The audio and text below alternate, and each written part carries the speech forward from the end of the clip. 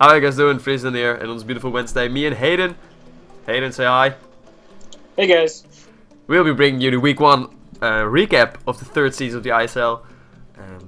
Week 1 of the third season of the ISL. Hayden, did you think it was exciting, or what do you think about it? I was actually talking to Gavin a little bit ago, about an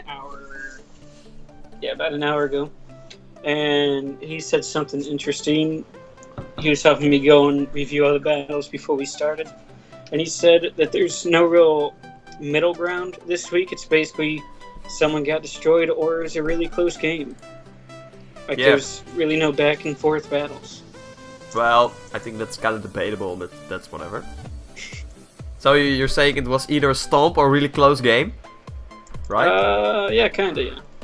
Yeah, that's pretty much it. There were barely any 3-0s. There was one 3-0, but that was because of a sweep, but we'll keep that for later. Of course, third season with ISL, we had 16 teams this season, so the recaps are a lot longer. Or we try to keep them kind of comprehensive and short in a sense, but... Yeah, there's not going to be any GBA every turn analysis here. Nope. We are kind of going, like, not really turn by turn, but like main turns. We'll talk about main turns. So.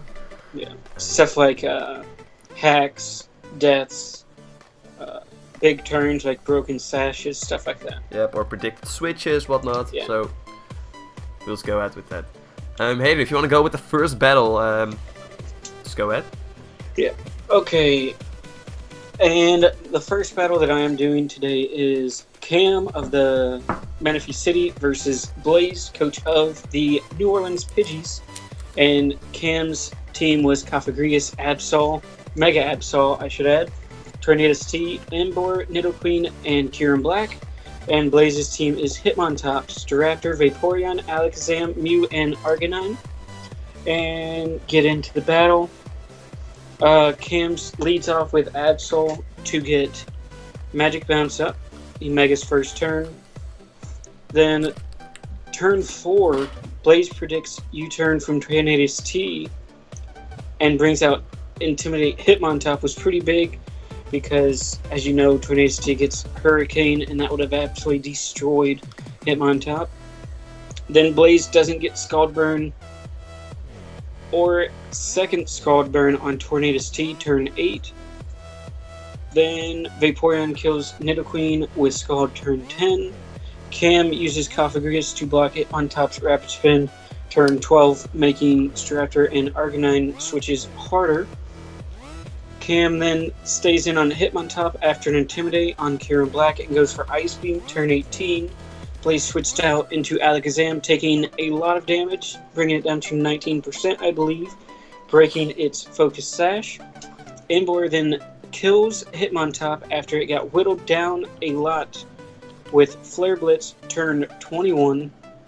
Vaporeon passes a Wish into Alakazam, turn 23, making the Sash come back. Vaporeon then dies to Nidoqueen's Stealth Rocks on a switch-in, turn 25. Embor comes in, kills Arcanine with Head Smash, turn 29.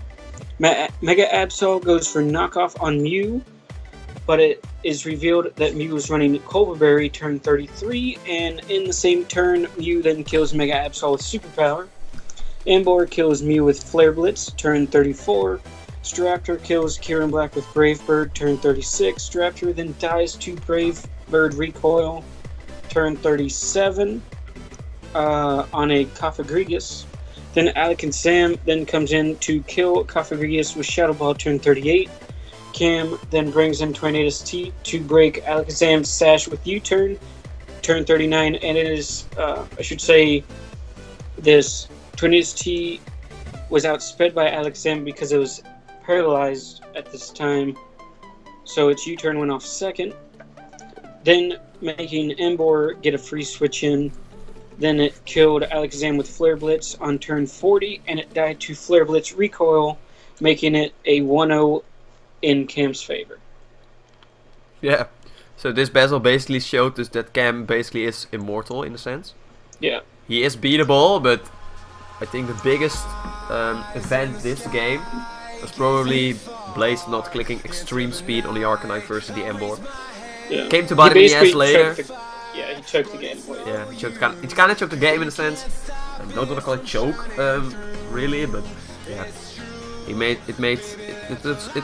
was a misplay to click something else. I mean, probably by the time he switched an Arcanine onto the Emboar, he should have probably known that it was a Choice Scarf Emboar. If I'm not mistaken, the Arcanine was also Flash Fire, because I saw no Intimidate. It was, yeah. Yeah, it was Flash Fire, so it was kind of thingy. And later on, Emboar lived on probably like 2 HP after recall damage, or was something else, I don't know. So that was probably the biggest turn. If Blaze would have gone for extreme speed, Emboar would have been down. And the Alakazam would have been able to kill the Tornadus later on at the end of the game, which could have maybe sealed the deal for Blaze. Not 100% sure, of course, but it was a really close game, and it showed us that Cameron obviously is immortal. And the funny thing about this game is probably the debut of Mega Absol, because it basically got destroyed in one turn. And by the way, something else this season, we have a lot more new Megas actually, but we can kind of talk about that later. I mean, especially when you look at everything compared to last season, we have a lot of new Megas, and of course Mega Absol is one of them. So I'll go into the second battle. The Texas Rhyhorns goes by yours truly, Hayden. Hey. Cheeky Landos, coached by Will, or Monkey Man, however you want to call him. Texas Rhyhorns brought Salamence, Dugtrio, Magneton, Florges, Entei, and Armaldo. Whereas the Cheeky Landos brought Starmie, Talonflame, Mega Scizor, Kyurem, Regular Kyurem, Gliscor, and Miltank. So the game starts off with a Magneton lead on the Rhyhorns part and a Scizor lead on the Landos part. The Magneton Volt switches out and the Mega Scizor proceeds to go for Superpower, but the Salamence switches in, so it absorbs Superpower really well. And a couple of turns later, the Kyurem decides to Toxic the Salamence, where the Salamence actually switched out into the Florges. So the Florges got Toxic, which in my opinion was kind of a big deal. And because it put the time on Florges and really whittled the Florges down. A couple of turns later, the Talonflame came in. The Talonflame came in on the Chicalando side, where the Salamence also came in. The Talonflame went for a Bulk Up upon that Salamence switching, so there was one Intimidate and one Bulk Up, so it was plus 1 on defense and just neutral on attack. It then proceeded to Will-O-Wisp the Salamence, but the Salamence was also kind of a special. Straight special Salamence. So it killed the Talonflame with a Draco Meteor. That was kind of anticlimactic in a sense. It destroyed it. It absolutely hammered the Talonflame. I think I got a crit too. No, you got a crit later on. I have it written down. Okay. Then the Gliscor comes in. It proceeds to Sword Stance, which in my opinion looked kind of scary. Then there was some switching around. After a while, the Florges actually dies to Poison from the Kyurem, so Kyurem picking up 1 kill. It was first the Gliscor as well. So then the Magneton comes in on the Gliscor. It hit up our ice of the Gliscor, where it proceeds to live at 13% HP. And then the Gliscor kills the Magneton with Earthquake. Then the Entei comes in, forces the switch of the Gliscor, because of course it had extreme speed. Then the extreme speed hits the incoming Miltank, where then the Entei goes for a substitute, and the Miltank just kind of stays in the body slams. The Miltank needed 3 body slams to take down the substitute, as that kind of goes to show you the power of Entei, or the not so power of Miltank. Big factor of this is because also the first Sacred Fire that Hayden used on the Miltank burned the Miltank, so that also kind of put it down in a sense. Right, it did. And it was kind of a stall fest with milk, drink, and like whatever. Then the substitute fades, and the Gliscor comes in on the substitute by Hayden. So it's now Gliscor versus Entei. And then the Entei kills the Gliscor with Sacred Fire because it was really low. Then the Stone Edge misses on the Miltank, which isn't really a big deal, but that's kind of whatever. Then after the substitute fades, the Entei switches into the Salamence. The Salamence then defogs the rocks, presumably to keep the Sash on the Dugtrio, but I'm not sure if the Dugtrio had Sash. Hey, can you tell me more about that? Dugtrio did have Sash. There we go. So just keep the Sash intact on the Dugtrio, of course. Then after a while, the Kyurem kills the Entei with an Ice Beam. Then the Dugtrio traps the Kyurem and kills it with an EQ. Then there's another stall fest between, if I'm not mistaken, Dugtrio and Miltank. This Miltank was was probably unkillable the entire game. Yeah. Then the Miltank proceeds to kill the Ductrio with the Body Slam. Then the Salamence kills the Miltank with a crit Draco Meteor. I wrote down, I don't know if the crit mattered, but it didn't matter because, as Hayden already said, Salamence was max special attack. Then the Starmie comes in. It was max HP, max defense. Oh yeah, so it didn't matter. It didn't matter. Crit didn't matter because the Miltank was at 50%. Yeah. And an invested special attack.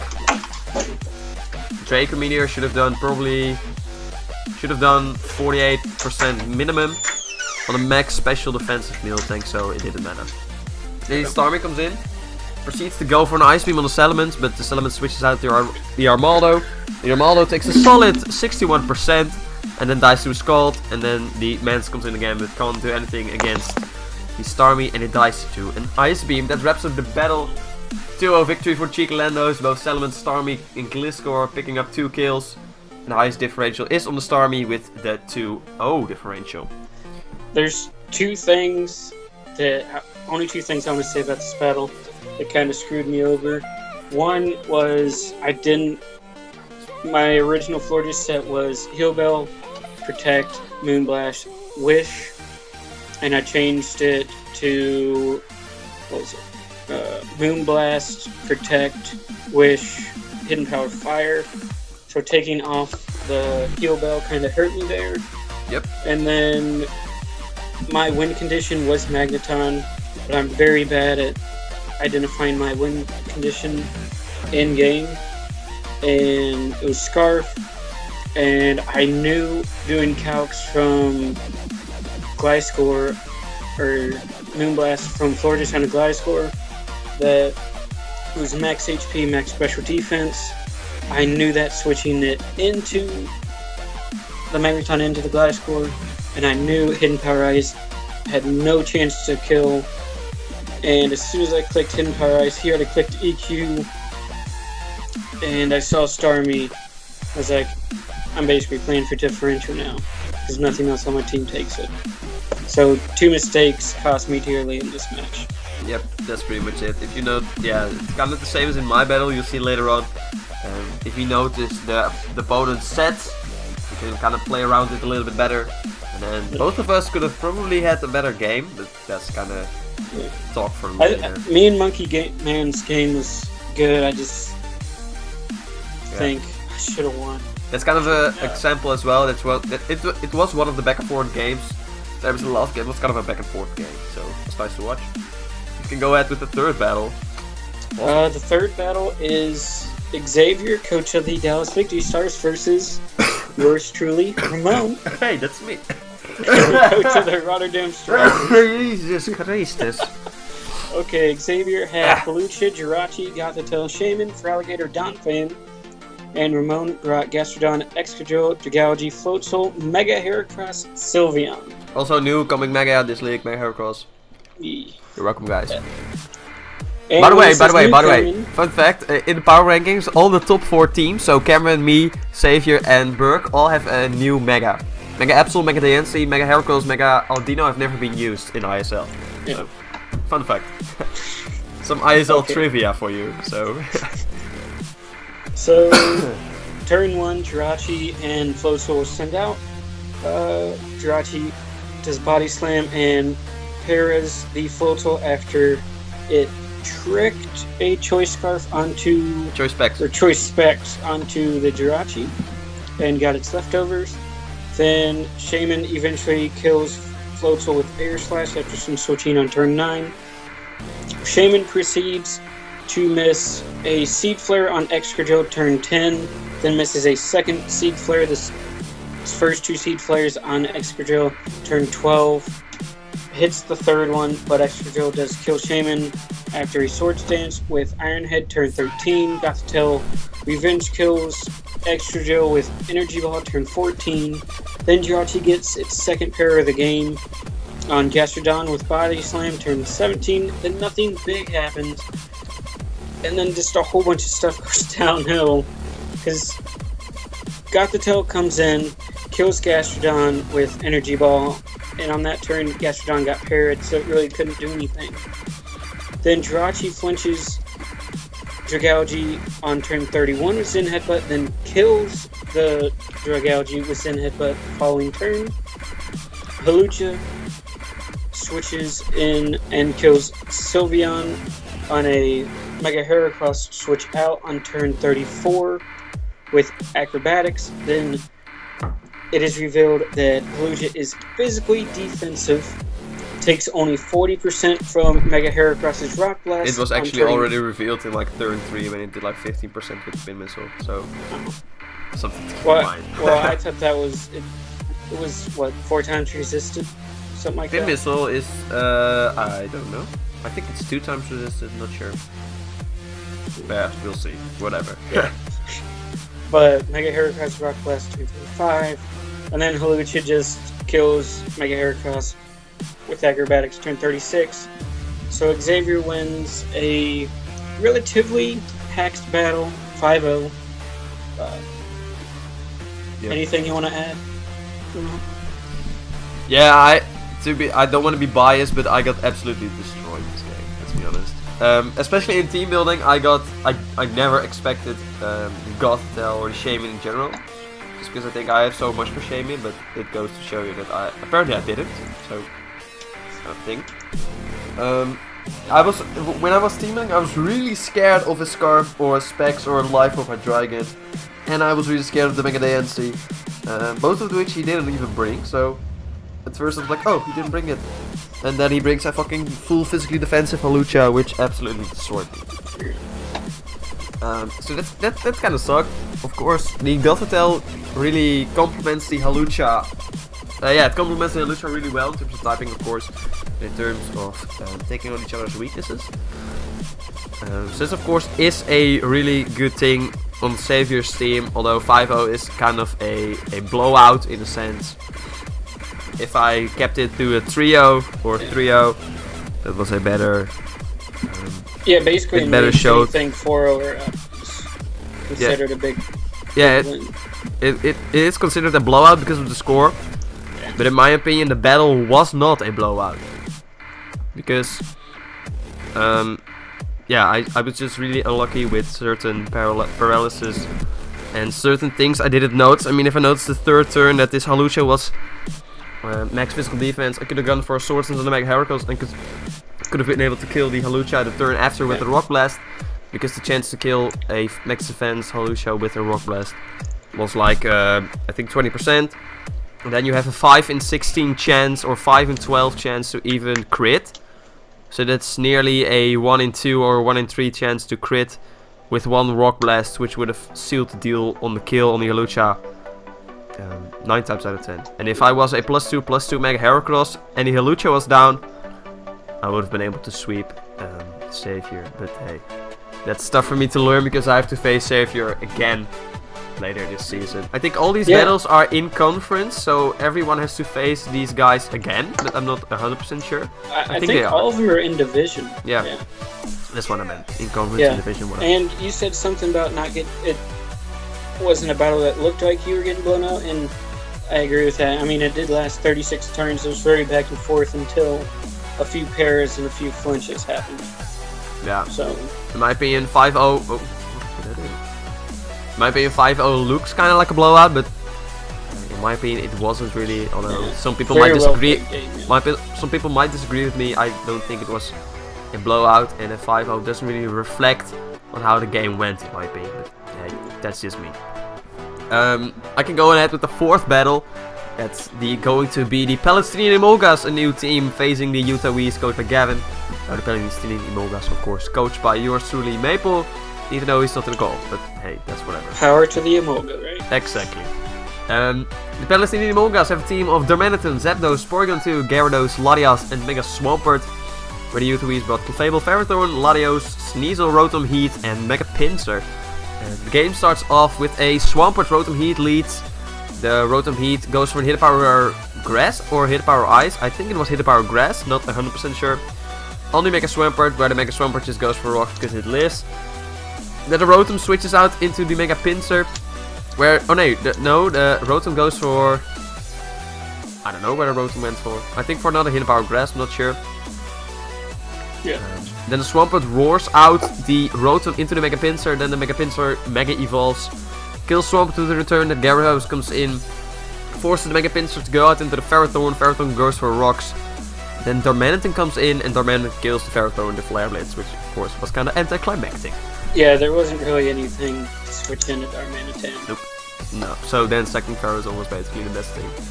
Like, Gavin's team was really weak to Flare Blitz spam, so yeah. Stacking Pharaoh was probably the best thing to do. Then Zapdos comes in together with the Rotom Heat on the Weezer's part. The Rotom Volt switches into the Clefable. The Clefable decides to set up with Cosmic Powers and Charge Beams. Kind of a funky set. And then it became kind of a stall fest versus the Porygon 2. And then Maple was like, I don't want to stall fest. He goes out into Zapdos. Then an even bigger stall fest commences. And the Clefable keeps going for Cosmic Powers, Moonlights and Charge Beams. In total got paralyzed 8 times. That was kind of insane.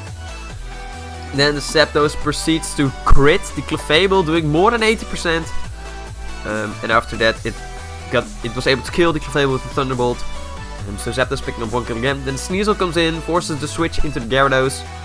Then the Gyarados Dragon Tails the Sneasel out after the Sneasel goes for a knockoff. The Rotom comes in, the Rotom goes for Foul Play, so it was a Foul Play Rotom. Which of course, which obviously I haven't seen ever. I haven't seen it, so whatever. Yeah. The Gyarados Dragon Tails out the Rotom again, goes under the Sneasel, and the Gyarados then proceeds to kill the Sneasel with a Stone Edge. Then the Pinsir comes in, predicts the Thunder Wave, goes for a Substitute. Gavin told us after that he EV spreaded the Pinsir perfectly to live 75% of rock damage, so it was literally 1 HP after the Substitute. So he predicts the Thunder Wave. Pinsir kills the Gyarados with the return. Then the what's it called? The Darmanitan comes in, goes for a U-turn on the Mega Pinsir because the Darmanitan was faster because of Choice Scarf. I don't know if Mega Pinsir had Quick Attack. If it did, it could have also picked up the kill on the Darmanitan. If it didn't, then it's kind of whatever. Then the Darmanitan Volt Switch U-turns into the Zapdos. Mega Pinsir kills Zapdos with the return. Then proceeds to kill the Porygon 2 with the return. Then Latios breaks the sub with the Psychic. And Mega Pinsir kills the Latios with the return. And then Darmanitan dies upon entry to rocks. So the kill goes to Ferrothorn. Denying the 6-0 sweep from Mega Pinsir. So, yeah, Mega Pinsir MVP. That's all I can say about this battle, basically. Yeah. Yeah. Fun fact, Mega Pinsir is on pace for 60 kills this season. Mega Pinsir's on pace for 60 kills. If he manages to pick up 60 kills, yeah, of course, that's not gonna happen. If he picks up 60 kills, ban Mega Pinsir. I'm gonna make a bold statement. Mega Pinsir is not picking up 60 kills this season. Yeah. I think that's a pretty bold statement to make, but that's whatever. So yeah, just it was a fun game to watch actually. It was really close. Of course, it was really hexy with Clefable and the paralysis, but Gavin was basically on the leading end of the stick throughout most of the game. So it's a deserved victory by Gavin. Apparently, yeah. Porygon 2 didn't save right. Oh, that was also a thing. Porygon 2 didn't have Thunder Wave or something like that. It missed some moves. It missed some moves, or it wasn't EV spread correctly. Yeah, it wasn't. I think it didn't have Thunder Wave or Tri-Attack, if I'm remembering correctly. Yeah, I mean, if it had Tri-Attack, it would have probably been able to outstall the Clefable easily. Yeah. Or if it didn't have Recover. Something like that, even though the P2 set wasn't saved, so that was kind of a thingy throughout the entire game, but hey. Also, no Emolga. No Emolga as well, but hey, he brought Zapdos, so that's basically Mega Emolga, but hey, yeah. That's whatever. So still good battle on Maple's part, don't want to bitch about Maple too much, of course. It was just really well played by Gavin. He set up the sweep for Mega Pinsir late game, which when he brought in Clefable, you could tell that he wanted to set up for Mega Pinsir. You could see by the set from Clefable, I think Going Cosmic Power to Fable, you kind of want to set up the sweep for someone else. In my opinion. I don't know if that makes any sense. It just kind of told me that he wanted to set up the sweep for Mega Pinsir. Yeah. So, go ahead on the next battle, Hayden. Okay. So the next battle is Brayden, a returning coach from Season 1, coach of the Seattle Serperiors, versus Cornet, a new coach of the Death Stormers. Great name, great logo. Thank you. And the teams were Brayden had Doublade, Lucario, Garchomp, Uxie, Deontay, and Electivire, 2 steals. And Cornet had, against a Mega Charizard X, I might have 2 steals. Mega Charizard X, obviously, Raikou, Azumarill, Fortress, Quagsire, and Drapion. And as we get into battle, Azumarill sets up Belly Jump turn 2, but I'm guessing he had the wrong EVs because it was at 51% after the Belly Jump, so Citrus didn't pop. Yeah.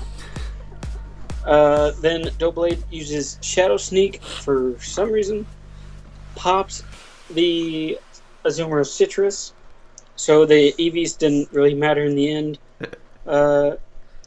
putting it at, I believe, 61% after the Citrus. Azumarill then kills the Doublade with Knockoff.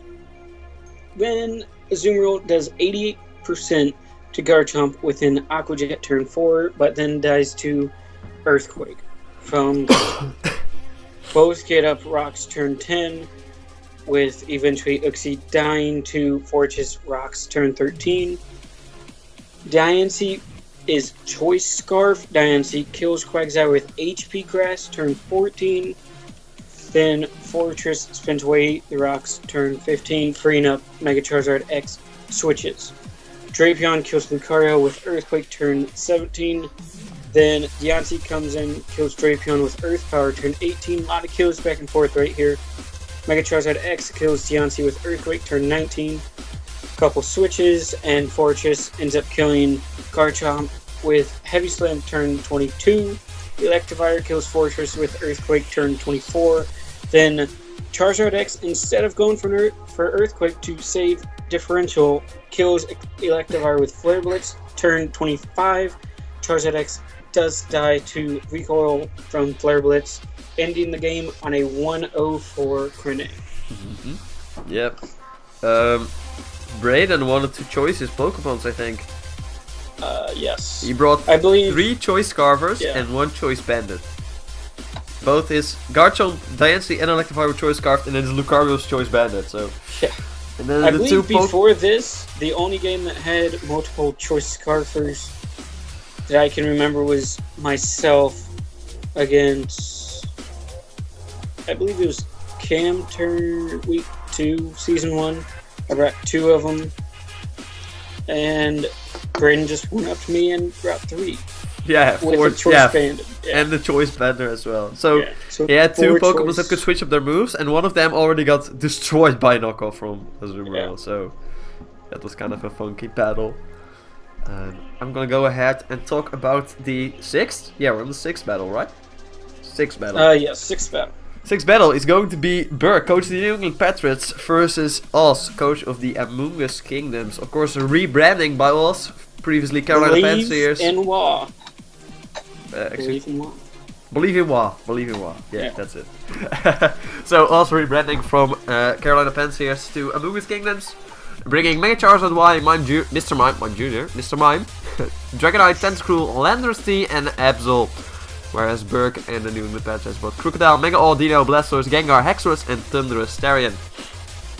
Burke leads with Crocodile, where Oz leads with Mime Jr. Fake out on the incoming Blastoise, switch in, forces Mime Jr. to go out into Tentacruel. This Tentacruel is kind of a funny set. It was Choice Scarf, and it proceeded to go for Acid Sprays on the Blastoise. Acid Spray reduces the special defense by Pokemon by ×2. But I watched Burke's team builder, and it was a max special defense, Assault Vest. I burped. Blastoise. He was able to lift 2 Solar Beams from Mega Charizard Y, from a timid Mega Charizard Y, and then he could proceed to kill it with something else. Then Blastoise goes for Mirror Coat. Today I learned Assault Vest and Mirror Coat is actually usable. Fun fact, first season I played in, first week I actually brought Assault Vest Pain Split, which obviously didn't go too well. It doesn't work. Then the Dragonite comes in after the Tentacruel takes a lot of damage from the Mirror Coat. Dragonite goes for the T-Wave while Burke goes into the Crocodile, so T-Wave does nothing. And lots of switching happens, basically goes to show you that Blastoise is the main wall for Tentacruel. And then a Scald from the Blastoise burns the Dragonite on a switch in, so that kind of sucks. Then Burke predicts the Tender Wave again, goes into the Crocodile again. Then the Crocodile kills the Tentacruel with a knockoff. The Blastoise proceeds to wall basically everything. Then the Mega Audino comes in after a while, which passes a Wish into the Blastoise, making Blastoise full HP again. Then the Zard comes in, takes rocks damage, and then switches out again. So 53% on Burke's side. Then a lot of switching happens, and which pressures Oz to switch a lot. So he takes a lot of rocks damage on the Landorus, the Absol, and the Charizard Y. Then Mega Audino comes in, proceeds to kill the Absol with Dazzling Gleam. Then Mega Audino kills the Mr. Mime with the Dazzling Gleam. And then Mega Audino kills Landorus T with the Dazzling Gleam. Then the Zard Y comes in and the Thundurus come in. The Thundurus kills the Charizard Y with Hidden Power. At this point I didn't know what Hidden Power it was, but after it killed the Dragonite with Hidden Power, I'm pretty certain to say that it was Hidden Power Ice. Yeah. So it was a 6-0 victory in Burke's battle. The only team sweep, you could say, this week. Yeah. So, Spark Tentacruel with Acid Spray was basically the Achilles heel for us this week, I think, because Black Sludge loads better. Okay. Yep. With Rapid Spin. I actually know a few of the sets that Burke brought is physically defensive Crocodile with Intimidate, so I watched his team as well. So his team has Crocodile and then something else. It was max specially defensive AV Blastoise, like you said. Like E-Belt, Thunderous, or something like that. Whatever. Whole bunch of stuff that didn't really matter. Because basically he lost once he couldn't, or Oz lost once he couldn't get the rocks up. Yep. That's basically it. Yeah, that's basically it. And especially after Oz takes a lot of damage from the rocks. I mean, as soon as the rocks went up, he switches Charizard in twice. He just switches it in, then switches it out, and goes for U-turn on the Landorus, which even takes more damage on your team. His team is really weak to rocks. If you look at it, Charizard Y, 4 times effective, Mr. Mime doesn't resist it, Dragonite, ×2, Tentacruel doesn't resist it, Landorus T, neutral, or Tentacruel is also neutral, Absol neutral, so at least 12% every switch in. So that sucks for us. You can work around it. Not much else to say about that battle. And we still have 2 battles remaining. I'm going to talk about one battle really quick. It's actually the San Francisco 49ers versus Cincinnati Regigigas. This ended up being a forfeit on the Ninetales side, so Damon, Cincinnati Regigigas picking up a 3-0 victory. That's because Boo overslept and he was sleeping while they actually had the battle, so that kind of thing. Then you can go ahead and talk about the last battle. Okay. And the last battle for week 1 is Michael, new coach to the ISL, coach of the Green Bay Pallias, and Bob, coach of the Atlanta Shocks. This is a returning Season 1 team. Michael had Milotic, Celebi, Scolipede, Chandelure, Claydol, and Kecleon. And Bob brought Trevenant, Blissey, Houndoom, Mienshell, Scizor, and Mega Manectric. Okay, so first turn, I believe it was Milotic and Manectric. Easy prediction right here. He's going to switch in Claydol. Everyone knows this. Michael switches in Claydol to take Volt Switch from Mega Manectric. Bob just switches out after that. Kecleon then switches in on a Trevenant Shadow Claw, turn 3. But then it gets burned by Trevenant with Will-O-Wisp, turn 4. Houndoom then eventually kills the burned Kecleon with Dark Pulse, turn 7. Bob reveals Destiny Bond Houndoom on Milotic, expecting Scald, but it goes for, I wrote down Dragon Dance. It went for Dragon Tail on turn 8, Then Milotic kills Trevenant with Ice Beam turn 10. So picking up... oh no, that's just one kill right now. Then Blissey misses Toxic on Claydol. The Claydol switch in turn 11. Scolipede ends up killing Blissey with Poison Jab, just basically sacking off Blissey at this point. Early game, turn 16. Chandler then kills Houndoom with Shadow Ball, turn 18. Minxiao, probably scarfed, not bandaged, kills Chandler with Knockoff, turn 19. Then Claydol is once again brought in on a Thunderbolt from Mega Manectric, turn 21. Scizor kills Scolipede with U-turn, turn 23. Claydol is brought in a third time on another Thunderbolt from Mega Manectric, turn 25. At this point, Bob reveals he has Signal Beam on Mega Manectric for the Claydol. First time he uses it, not on a switch in, doesn't predict. Does about 25%, no, something like that, 25-30% to the Claydol. Then Claydol ends up killing Mega Manectric with Earth Power, turn 26. Minxiao comes in, kills Claydol with 2 knockoffs, turn 28. Celebi then kills Minxiao with Psychic, turn 29. Scizor kills Celebi with U-turn, turn 30. Then Milotic kills Scizor with Scald, turn 31. Michael wins this battle 1-0. A few things to point out. I helped team build with Bob, and he had Venusaur over Trevenant, which would have been loads better in this battle. It walled Milotic and Celebi, and Kecleon with what the Kecleon set had. Yeah. So, anything you want to add, Ramon, to this battle? I have nothing to add because I didn't watch the battle. The replay didn't save. Oh, I yeah. didn't watch it live, so I have literally nothing to say about this battle for the sole purpose of... Basically this save got corrupted, I believe. Or they just didn't... No one saved the replay. One of the two. Yeah, and none of those guys actually records their battle, so I can't watch it on YouTube or whatever. Yeah. Should go ahead and Shout go out to Gavin for giving me the replay, yeah. Oh, Gavin, so, yeah. Should go ahead and go to the standings, Hayden. If you want to go ahead and talk about the Kanto Conference. Okay. Kanto Conference, the Red Division, first place right now is Bert with the New England Patriots at 1-0, 6 differential. Best team in the league right now. Second, Cheeky Landos at 1-0 plus 2 differential.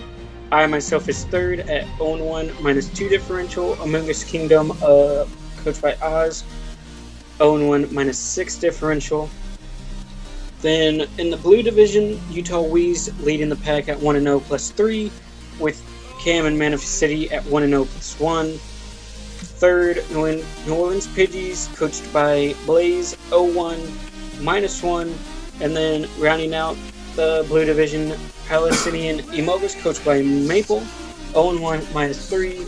And the 2 wild cards would be Monkey Man with Cheeky Landos and Cam of Manifest City.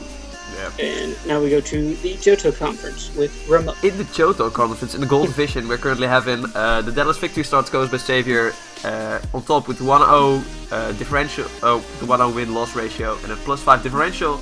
In the second place, we will be having the Green Bay Pallias goes by Michael with a 1-0 win-loss ratio and a +1 differential. And then in third place, we'll be having the Atlanta Sharks goes by Bob with a 0-1 win rate and a -1 differential, actually. And then in the last place, you'll be having yours truly, the Orleans Raptors, coached by me, Ramon, with a 0-1 win rate and a -5 differential. Then we go ahead to the Silver Division, where at the top of the table we'll be having Damon, coached the Cincinnati Regigigas, with a 1-0 win-loss ratio and a +3 differential. And at second place we'll be having the Death Star Armies, coached by Cornet, with a 1-0 win-loss ratio and a +1 differential. And at third place we'll be having the Seattle Serperiors, coached by Braden, with a 0-1 win-loss ratio and a -1 differential. And then at last place we'll be having the San Francisco 49 Tails, coached by Boo. Of course, last place because of the forfeit. 0-0 in his division with a -3 differential. this makes the current playoff race consisting of Death's Victory Stars, of course, the Cincinnati Red Gigas, the Green Bay Pallias, and the Death Starmies as the 2 wildcard teams. We can bounce back from them. Yeah, of course we can. Of course we can. I mean, next week I have such an easy game. It's going to be ridiculous. Then we go ahead and talk about some of the stats from the Pokemons we've been seeing this week. Of course, number 1, we'll be having Mega Pinsir. Current leader of the kills with 5-0, +5 differential. Currently in possession of Gavin and the Utah Weeze. Of course, picked up that insane sweep versus the Palestinian Emolgas. He picked the sweep. Even got denied the 6-0 by the Stealth Rocks from Ferrothorn. So Gavin didn't even want Ferrothorn, and the first week he brings it. It even denies the 6-0 from Mega Pinsir. It's kind of a thing, but hey, what a shame. Then in second and third place, both of these mons have a +3 differential, but Embor will be second place with a 4-1 kill differential. Of course, belongs to Cameron, coach of Manaphy City. So yeah, picking up 4 kills. Should have been a little bit less, because Arcanine should have went for extreme speed. But hey, that's stuff we can talk about after, because we can just do it. Huh? Hindsight's 20/20. Exactly. Then in third place, we'll be having kind of a surprise factor in my opinion. Mega Audino with a 3-0 kill differential, +3, coached by Burke. Or in team of Burke, the New England Patriots. Picking up the 3 easy kills, in my opinion. Kind of easy kills. Against the Amoonguss Kingdoms. So going 3-0.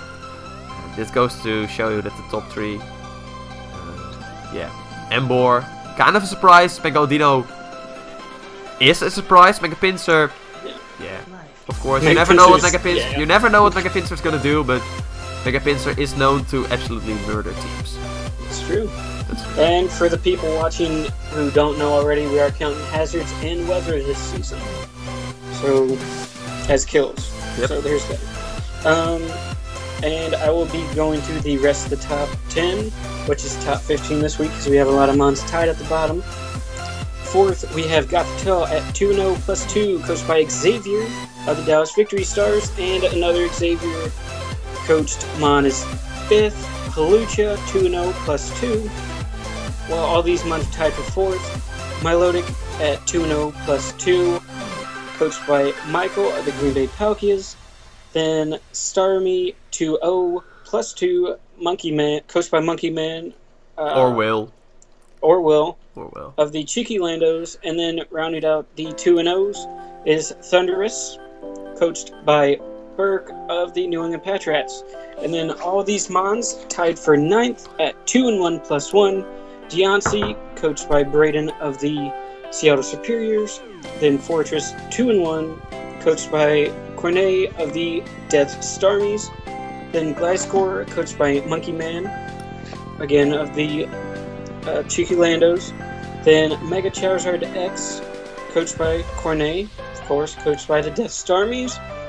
Then we have Mienshao, coached by Bob of the Atlanta Shocks. Then my very own Salamence, of course, Texas Rhyhorns. Then we have Scizor rounding out the 2-1s. And the list, coached by Bob of the Atlanta Shocks. Yeah. So that kind of wraps up the stats. Presumably the kills will kind of change next week. We'll actually be doing a top 10. We have the top 15 because it kind of fits as well. Everything that is 2-1 and +1 is shared for 9th place. We can go ahead and talk about the schedule for next week. First battle of next week is going to be the Texas Rhyhorns, coached by Hayden, versus the Seattle Serperiors, coached by Braden. Both of the teams coming off a 1-0 loss, or a loss basically. I'm not sure if yours was 1-0. I mean, yours was 2-0 and Braden's was 1-0. So it's a battle of people that want to solidify their place in the middle of the pack, pretty much. That's right. One of them is going to pick up the first win of the season, so it's also always positive that someone will pick up the first win. Personally, when I look at this battle, I am predicting. I have to look at the teams really quick to see what they can do.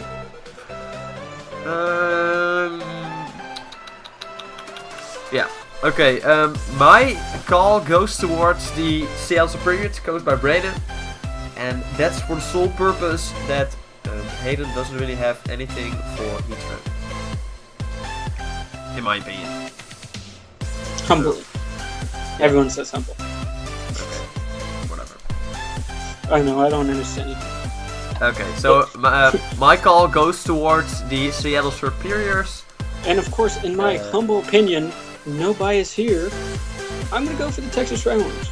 Yeah, I thought you would say that. Again, no humble, or very humble. No bias. Very humble, no bias. No bias. Of course not. Okay, getting into the second battle, it is Oz, coach of the Amoonguss Kingdom, versus Cornet, coach of the Death Starmies. Remember, believe in law, except for not this week, because I'm going Death Starmies. Yeah, I'm not a WoW believer as well. I'm also going for Cornet and the Death Starmies. Also because Cornet has a lot of stuff for Oz's team, and not really vice versa. I mean, Oz doesn't have a lot of stuff for Cornet's team. I mean, of course he has Dragonite for the Charizard, but hey, Raikou. Now, if this was next week, I would have said maybe Oz. Yeah, because a lot of some of his transactions, yeah. Yeah, some of those transactions are good, but we can't talk about the transaction because as of week 2, or as of now, they aren't official yet. We can't just in week 2. Next week, we will be having a kind of a transaction segment, I would say, where we talk about some transactions really quickly, or not talk about them. We'll just announce them. Yeah. Basically, we'll say spoiler. Our whether they're good, bad. Yeah, spoiler, a lot of stuff will change. A lot of stuff. Oh, yeah. Oh, yeah. Then we go into the third battle, which is going to be the New England Patriots, coached by Burke, versus the San Francisco 49ers, coached by Boo. Of course, Boo hasn't played this season, and I think this battle might be a really, in my opinion, this is going to be a really shitty battle. And you might wonder why, and that's because Boo has a lot of fucking walls. He has Cresselia, Suicune, Calder, Mega Cameron, and Burke doesn't really have that much setup modes. I mean, he has Infernape that can kind of set up, Thunderous can kind of set up, Gengar can kind of set up, but all with kind of with nasty blocks. So I think it's going to be a really shitty game. I think, but hey. That's just me. I personally do think Burke's going to win this one. Of course, I do see a chance for Boo to win, but yeah, when I look at the team for 30 seconds, I don't have a clue how and what. Okay. Whatever. I'm gonna go look at Burke's team. Yeah. I'm gonna go look at Burke's team real quick to see if he has anything for Suicune. Looking at Thunderous T. So I think Suicune's gonna let Burke's up. Basically, Burke faces Suicune. Suicune gets hacked. Burke wins 2-0. Hey, that sounds kind of familiar. Yeah, that's basically what's happened when Burke has faced Suicune. So I'm just gonna ride the wave. Same thing's gonna happen. Burke wins 2-0. Yep, I think so too. Okay, so getting into the fourth battle. It is Monkey Man, coach of the Tiki Landos, versus Damon, coach of the Cincinnati Regigigas. And facing Monkey Man week 1, he likes bulk. He does. He brought a lot of Pokemons to my battle that were supposed to be offensive, but he made defensive. And Damon has not in the past done well against bulky teams, so I'm going to give this one to Monkey Man. I'm going to say again 2-0. Yeah, when I look at these teams, I do think Damon has Mega Lopunny, Victini, and Nidoking. Yeah. Presumably some of the best wall breakers in the game. Yeah. And then when you have a Goodra can get setup moves. I've seen a Curse Goodra work really well. And Acid Armor. And Acid Armor. Oh, how could I forget about Acid Armor? It's ridiculous. But hey, Yeah, whatever. I do think Damon has a really good chance, and that's why I am going to give this one to Damon. I think it's going to be a narrow 1-0 victory. I think this battle could go either way, but I'm predicting Gavin this week. Okay. I mean, there has to be differences, right? There have to be differences. There has to be, yeah. Then we go to the 5th battle. It's going to be the Dallas Victory Stars coached by Xavier versus the New Orleans Pidgeys coached by Blaze. Yeah. Xavier's gonna win.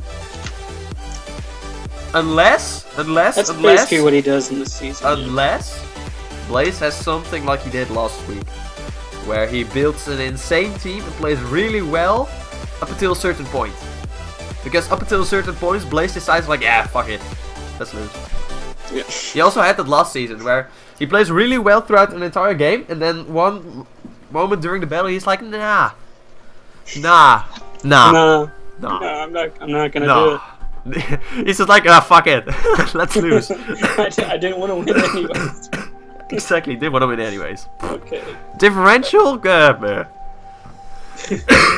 But still. I'll make the game close, but who wins anymore? Jesus Christ. Remember, trying to survive over there. Yeah, not dying. Okay.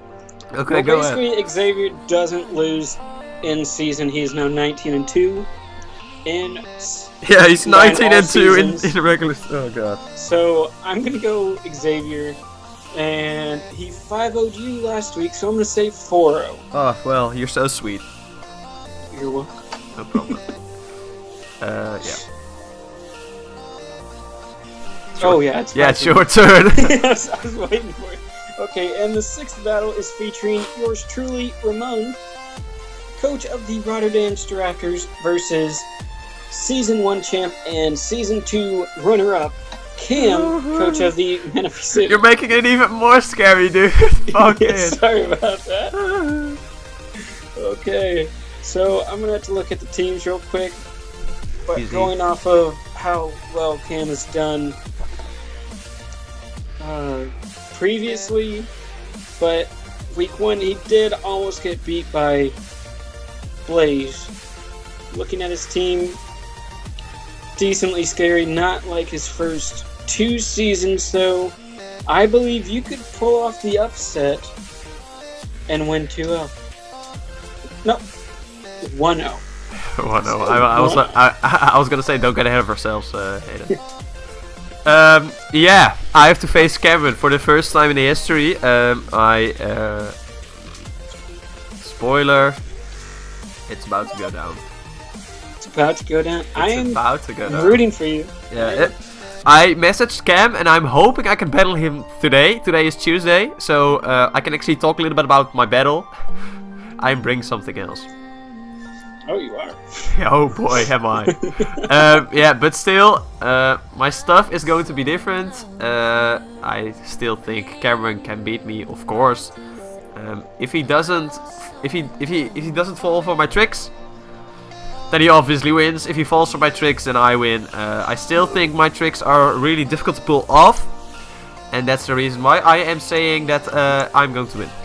Okay, and just pointing out, Season 1, Week 2. This is Week 2.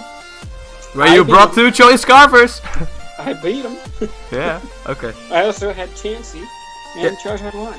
Yeah, So- and I have fucking Floatzel and Gorgeist. Well, you got it. Yeah, Okay. exactly. So let's go on to the next match. Let's go to the 7th battle. The Green Bay Packers coached by Michael is facing off against the Utah Wees coached by Kevin. I haven't watched Michael's battle, so I have no clue what his playstyle is. Obviously, I do know Kevin's playstyle. He's really shy. He always says like, "Oh yeah, my team sucks and I suck at team building and yada yada yada." But then he proceeds to go fucking 7-3 in the regular season. Last season, he goes to the semifinals. Oh yeah, I'm bad. Oh, I want to be bad as well. Then can I be bad? Bad sounds fun. Like, bruh. Especially when you look at these teams, Michael has Mega Altaria and Milotic, of course, has a lot of bulky stuff, but Mega Pinsir can really handle those 2 guys. Of course, he also has Skarmory, which is a big problem for Gavin's team. It really handles the Mega Pinsir, it handles the Rose Race really well, it handles the Clefable really well. Of course, there is still a Latios he has to worry about. But when I look at these teams, I think this battle is going towards Gavin. Probably 2-0. Spoilers, I did help Gavin team build, so I'm not going to go against a team that I did essentially create. We bounced a few ideas off of each other. He likes some of mine. He likes some of his better. But I believe his late game play is going to show Gavin's very good late game. Yeah. And I think Gavin's going to win 2-0. Like you said. 2-0. He underestimates himself a lot. He did say early in a call, in a quote, people overhype me because I went 7-3, but don't realize that I had 3 forfeits last season. And did he really have 3 forfeits last season? He did. I didn't even know. One week I was way too busy with work. I worked literally 7 days straight. I'm gonna look it up real quick. I'm going to cut the And spreadsheet. then I was forfeited because he had work-related issues. And then I believe I believe Ty forfeited, which is kind of funny because if Ty would have beat Gavin right there, he would have been in the playoffs, and not Gavin. Yup. I believe that was the 3. I'm currently, you're Oz right. is fact check. Yeah, Gavin had won by forfeit 3 times. Okay, I today I learned basically. Holy shit, I never knew. But he still won a solid 4-3. Yeah, still solid. Still. I still really like his late game, and I still think he's gonna win 2-0. Okay. Yeah, I do like Green Bay Palkia's name. It's a nice name. Yeah, that's true. Just saying. Okay, let's go on to the final battle of Week 2, and hopefully this one does not end in a forfeit like the final battle of Week 1. It is Bob, coach of the Atlanta Shocks, versus Maple, coach of the Palestinian Emolgas. And Bob should win 3-0 or 4-0. I'm going to Bob. Okay. Let's see. Bob versus Maple. One has Emolga, one has Bob. That's true. This is really, it's a cheeky game. This is a difficult one. Yeah. Let's go, Bob. Let's go, Bob. I think Bob's going to win. Not by 3 or 4-0. I think, like 5-0. You saying he's gonna sweep him? No. Not saying that. Or what are you talking about? Not saying that. But I am saying that. What's it called? Bob has a lot of stuff for Maple's team, pretty much. As Ramon Emolga and slowly Zep gets swallowed by the window, and there you go. I'm back, right? I'm still here. I'm still here. I mean, it's really easy to prep for him because he has a lot of sharing weaknesses. I mean, Emolga and Zapdos, of course, have the exact same weaknesses as each other because they're the exact same. Exactly, yeah. Yes, and then you have the insane walls. Then you have the insane walls on Maple's team in P2 and Klefki, which basically get destroyed by Mienshao with knockoff and high jump kick. So, it's funny. Oh no, Klefki's fairy type. Oh yeah, Klefki's fairy. Ignore what I said. But I still think Bob is going to win this week. This basically wraps up the schedule the schedule for week 2. And basically the recap for week 1 of the ISL. If you enjoyed this recap, be sure to leave a like, subscribe to the ISL channel if you haven't done it already. Be sure to subscribe to me and Hayden as well. Hey, do you have something to say? This week, I will find my win condition, and I will win. Yeah. I believe in Wa, of course. I'll just beat Cam. Yeah, I believe in Wa. Believe in Bob. Hey, I believe in you. Oh yeah, thank you. I believe in myself as well. Of course, why wouldn't I? Whatever.